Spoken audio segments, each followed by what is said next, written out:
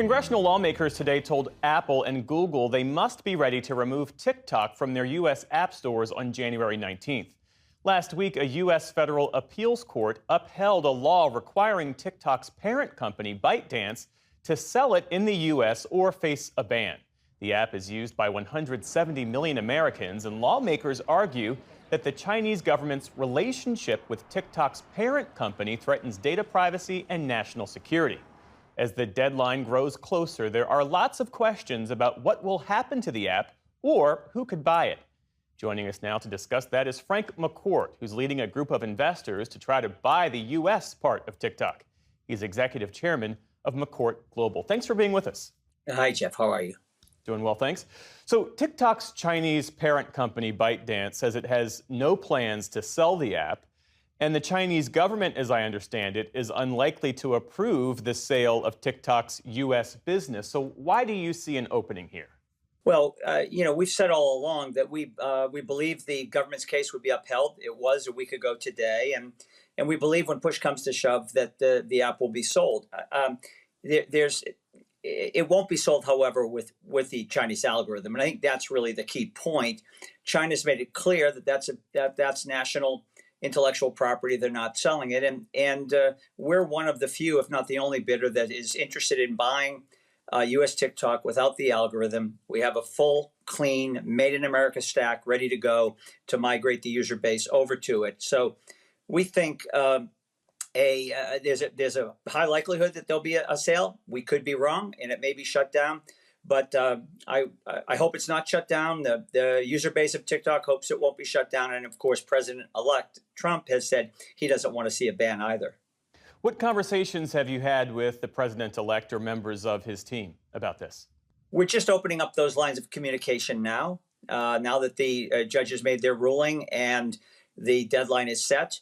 And so we just want to make sure that the president-elect knows that there's an alternative here that's a real win-win. And by that, I mean the Chinese government can win because they can keep their algorithm. President-elect Trump can fulfill a desire and a commitment to stop the app from being banned. The American citizens and America can be protected, and we can remove the national security threat. And of course, the user base on TikTok can continue to enjoy the platform. Without that algorithm, that proprietary code that makes the app so effective at predicting what kinds of videos users want to see, without that special sauce, doesn't that make TikTok certainly less valuable, but also less desirable? Yeah, that is a good point. It does make it U.S. TikTok less valuable, and yeah, the algorithm is great, but as I said, people, so is democracy, so is civil discourse, so is a information ecosystem that gets us all smarter, and so is protecting kids. So the point here is we want to move the user base of TikTok over to a new stack that is not driven by a top-down algorithm. And what I mean by that is the current tech architecture is one where we're all surveilled, our personal data is scraped and aggregated, algorithms are applied, and then we're manipulated, quite frankly. And this is the national security threat that's become obvious now and why Congress moves so quickly. We don't want the algorithm, nor do we need it. We think the internet should not be architected in that way, and that there should be a new upgraded internet where each of us own and control our identity, our data, our relationships, and we get to curate our own algorithm. Another practical question about how this might work. China changed its laws back in 2020, as you well know, allowing it to block the sale of Chinese technology to an American buyer. How would you get around that? Have you had any conversations with Chinese officials in Beijing? We've reached out for ByteDance. We'd like to have a conversation with them. But again, we're not buying the back end here. We're not interested in replicating a top-down a technology that takes advantage of American citizens.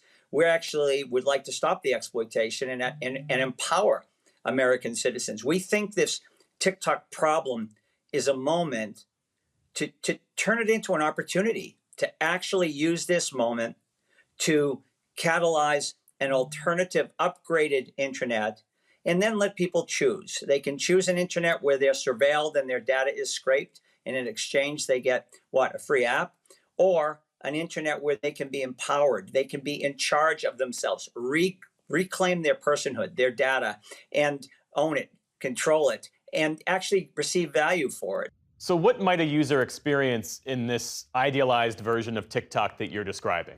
Be a very, very similar experience in terms of what the app looks like and feels like and how it's used. But in this new version, let's call it TikTok 2.0, the user will be in charge of their data. They'll own their relationships. They'll be able to actually monetize their data. Before we made this bid, I took a ride out to Malibu, California, and had dinner with 20 of the biggest influencers and creators on TikTok. I wanted to know what they thought about the app and how it might be improved. And we learned from them a few things. And what we learned is that they're not thrilled with how it works because they don't understand why some of the content they put on TikTok goes viral and they become famous, and other very similar content that they put on TikTok doesn't go viral. And because it's a black box algorithm, they have no idea what is working and why. And more importantly, they don't know who their community is. Well, this January deadline is fast approaching. Frank McCourt, thank you for joining us this evening. We appreciate it. You're welcome. Thank you.